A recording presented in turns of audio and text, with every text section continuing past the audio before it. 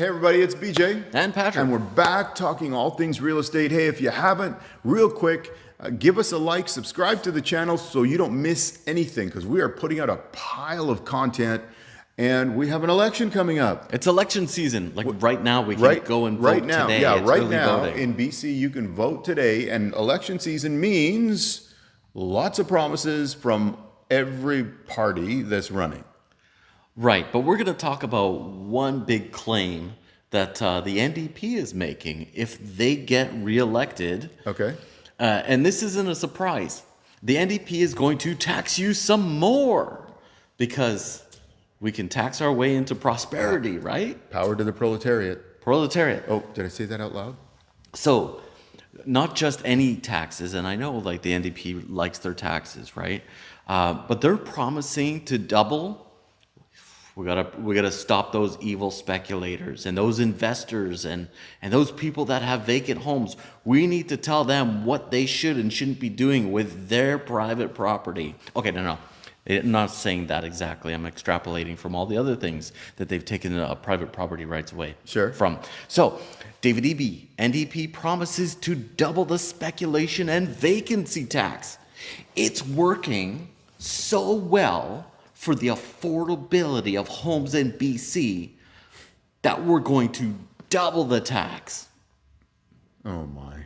No, like, has it gotten, since 2017, what's happened with affordability in BC?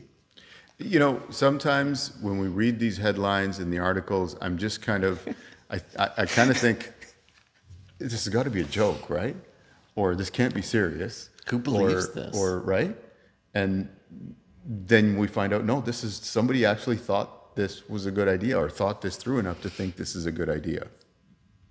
I'm surprised that people think that it's like, and even take like either BC Builds, which is their more recent program about building affordable housing, or BC Housing altogether to like build subsidized housing, right? Where they bought like motels, they build projects that are like not affordable in the end. Yeah. Right? I can understand subsidized if it's like people that are some kind of transition housing. Sure. Yeah. Or if it's like a senior care, like please, we need all that kind of help. Like I'm all about that, right? Yeah. But when you're up on your own 2 feet and you can do it yourself, you got to figure it out. You can't be on like taxpayers subsidized housing for the rest of your life. Yeah. Like if you're an able-bodied. Oh, what was who's the mayor of Toronto? Ford. Doug Ford, right? Yeah. He's like, for all the able-bodied people, he's like, get up off your ass and go to work. That's what he said. That's funny. So, okay, let's get to this article, right? So this is from CBC News reporting on NDP's announcement. David Eby says if the NDP is reelected, it will double the speculation and vacancy tax for homeowners who leave their homes vacant. The tax, which is applied to homes' assessed value, would rise to 1% from 0.5% for Canadians and to 3% from 1.5% for non-Canadians. The NDP leader says 99% of British Columbians are exempt from paying the tax, and he hopes the tax will encourage people to rent out their homes so no one has to pay it. Well, he gives us an escape. But here's the thing: if it's only 1%, what is that going to do for the market? What do you mean? If we're talking about making more rental properties available, we're talking about 1%. He just said it's only 1% of all the households. Yeah. He said 1% of British Columbians are potentially affected. Yeah, okay, fair enough. You know, so there is an amount of vacant homes out there. But my point is, 1%. That's a minimal amount. Like I just want to know what those numbers look like. But well, okay. So what's if you improve, I'll argue on the side of the political parties right now, just for a second. Yeah. Okay. For the very few times I will support some of these dumb ideas. Yeah. But if you, James Clear wrote a book. I can't remember what exactly it was titled, but the idea was like becoming 1% better every day. Yeah. So he uses an example of an English cycling team for whatever, Tour de France or somewhere, right? It was the rowing team. Rowing team, cycling team. I think it was a rowing team. It could have been a cycling team. I'm pretty sure. I know what you're talking about. And I know the book. Makes me know never mind, right? Yeah. But they looked at like the athletes, not just their training, but their eating, their sleeping, their clothing, Yeah. their whatever, and the bicycle and all the Yeah. materials and components and they would try to improve everything by at least 1%. So Yeah. the sum of all the parts were greater than the improvement of the total. Does that make sense? I didn't Yeah. say it very Yeah. well. There's I a better way to got say it. I get where you're going. Yeah. So if it's like, now we allowed more rentals by taking people's property rights away from strata owners that have restricted rentals, taking away private property rights of condo buildings that have age restrictions other than 55 plus, right? Yeah. And then what else did they do? Now They we're gonna took away your ability to do short-term rentals. took away your ability that were illegally zoned. I'm not talking about the ones that were illegal, that kind of thing, right? Yeah, the Janyan is to so- me the perfect example. Yeah. So what's the next conversation? It's going to be about like taking away private property rights. If you want to offer rentals, like you're a landlord and you want to offer rentals, and you want to have no pet restrictions, they're already discussing that. So Yeah. moving on from that, where was I here? So that's so all of these improvements, a little bit 1%, a few hundred condos here, a few hundred condos there, a few hundred condos there, plus the speculation vacancy tax, the Yeah. 1%. So it's a little bit 1% Sure. better all the time. But still, after since 2017, or whenever these like foreign buyer ban, foreign buyer restrictions, Yeah. like has all of these things accumulated to more affordability?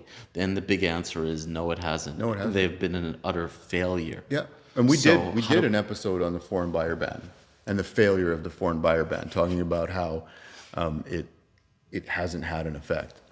Right. And this is my favorite economist because he's with the BCREA, so British Columbia Real Estate Association. His name is Brendan Ogmanson. He's the chief economist with BCREA, and he says is skeptical of the tax ability to address housing affordability. Quoting, "It applies to a very, very small share of housing stock, so it's odd to expect it would have a large impact," Ogmanson says. That's exactly what I just said. Different Yep. words, but yeah. It hasn't really had any significant impact in a positive way on affordability. Home prices are about 30 to 40% more since the implementation. Rents are about the same. Vacancy rates are at 1%. So that continues to be a story here in the major centers of BC. So Yeah. doubling a tax that has largely been ineffective, if the goal is to improve affordability, it isn't going to have much of an impact. So, EB claims the vacancy tax has brought 20,000 homes onto the market in Metro Vancouver, according to the figures released in an independent review from 2022. Wonderful. So, what does this really accomplish? This is the last line in this article. The tax has brought in $390 million in revenue. Since it came into effect in 2018, it applies to homes in 59 communities, right? They expanded the amount or the communities this year as well. Areas in BC identified by the government as being most affected by the current housing shortage. So, if you went to Costco and there was no toilet paper on the shelves, we'd have a toilet paper crisis, right? Sure. But right now, if you go shopping for houses, there's homes available in pretty much every market area to purchase. And if the vacancy rate's about 1%, then yeah, it's going to be a little bit tight to try to find something in a desired location. But we've hardly run out of homes to purchase. Yep. What is it? In Victoria, we have about 2,800 listings right now. We'll sell about 600, 650 or whatever. Yeah. In the country, we have about 177, I think the listings are 177,450 as of September. And Okay. there was about 40,000 sales. Okay. So there's no shortage Yeah. of homes available to purchase. I think we've said this before, that if you're looking for your first time home purchase to buy a 4-bedroom house in Vancouver, that's probably not going to happen. Yeah, you better have an income to match or equity or something. Right. So Yeah. you're most likely, if you're talking about what's affordable and available for you in that context, maybe is something a little further out and it's a condo or it's a townhouse or something like that. So you have a place, there's a point to get into the market. It may not be as convenient as being, let's say, right in Vancouver. If you're working in Vancouver, you maybe have to do a commute. Maybe there's some other parts to that, but okay. I'll simplify it this way. You sacrifice location until you can afford it. Very good. So Yeah. you can get like right now, there's not many, but I was curious. So I looked like how much are one bedroom condos starting at in Langley? And there's about 3 of them at $399. Okay. Are they new? No, they're a bit older. Yeah. But they're more affordable. You can Sure. get into the market, Yeah. right? And it doesn't have to be that. I also saw a mobile home for 250 grand. And you might not think like, oh, I don't want a mobile home. Get over it. If you want to be in that location, Yeah. and that's what you can afford, start somewhere, build equity. Sure. That's it. Is it the best thing to buy? No, it's not. It's an option to get in. Like we were talking about the Heatherlands Yeah. affordable housing project. Yeah. You know what? There's a lot of like strikes against it, but the point is getting on the property ladder. Get in the market. Yeah. And that in that case, you're really sacrificing the desirability of the property because it's way more affordable in a location that you want, Yeah. right? Because you're paying a lease and you're co-married with the government on that property. Sure. Yeah. But without getting into the details. Yeah. I mean, So- if you want to know the details, you can catch the video that we talked about it in. But getting back to what we're talking about here and these promises of doubling the tax, I shake my head. Like if it's not really working except to put money in the government's coffers.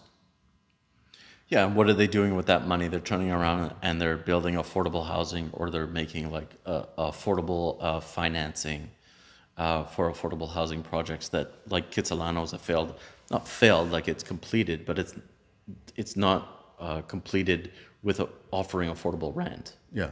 right? So, oh yeah, and wait a minute, we're gonna build affordable rentals in Whistler, I think right? right, like come on. Whistler and affordable housing or affordable housing complexes, it's kind of an oxymoron. It's like, I'll go to Alberta where I grew up. It's like saying we're going to have affordable housing in Banff, or we're going to have affordable housing in Canmore. So These are resort communities. to the benefit of people who can afford to go there and enjoy their lifestyle or visit and go skiing Yeah. or whatever they're going to do, they still need to be. Somebody has to make the place run. Yeah. So there has to be a contingent of people that do the menial jobs, the service jobs, and all the other things that make everything run. Yeah. Really reminds me of the movie Fight Club. I just remember the fights. I don't remember the context of the movie aside from that. Right, because it's like all these like unthankful jobs, Okay. right? And they're overlooked in society. Right. But here it's like, well, if you want to keep those restaurants going, hotels running, the ski lift running, like they have to be housed somewhere. So it's like, oh, well, let's put our taxpayer money into doing that to keep the show running so people with the means can still enjoy Living Whistler, there. Yeah. for example. Sure. Okay, I didn't mean to go down that road, but Yeah. So, I mean, it is what it is. What can we say except get out and vote and make sure your vote counts, because it does count. So make sure that you use it. And do I think that is going to have any effect on the market? No. Is it? I think it's a little bit of showboating for the sake of the election to appeal to people, especially in the Greater Vancouver area, yeah. because that's where they're going to make their bread and butter in terms of the upcoming election here. So that's what I think.